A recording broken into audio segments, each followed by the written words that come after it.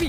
আরে বাপ, মাছ আছে, মাছ আছে, চিংড়ি, ইলিশ, বোয়াল, পাঙ্গাস, সকল প্রকার মাছ আছে। এই বোয়ালটা কত হালকা ভাই? এই বোয়াল 500 টাকা কেজি। হালকার মাছের দামও হালকার মতো বড়। হালক ভাই, মাছ বেশ টাটকা ছিল, আবার আসবেন হাটে। হালকের মাছ খাইলে শক্তি বাড়ে, আবার আইবো নিশ্চয়ই।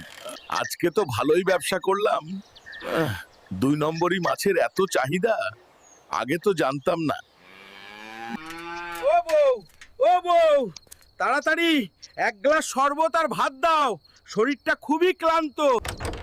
শরবত ভাত খাবা তো ভালো কথা, কিন্তু সারাদিন মাছ বেচে এত দেরি করে বাড়ি আসো কেন হে? আরে বউ, দেরি হয়েছে ঠিকই, কিন্তু দেখো তো হালকের জন্য গোটা গ্রাম এখন মাছ খাইতেছে।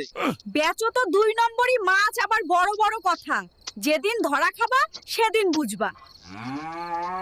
এই যে বউ, 2 নম্বরই মাছ হইলেও হালক তো আসল। ও, গ্রামে তো একটাই পিস আছে। মাছ আছে, মাছ আছে, টাটকা ইলিশ আছে, বোয়াল আছে, লইবেন নাকি? একদম টাটকা।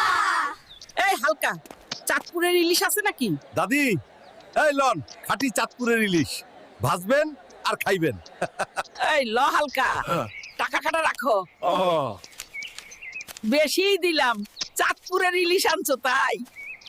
আরে দাদি, কত শখ করে পাঙ্গাস মাছটা নিয়ে গেল।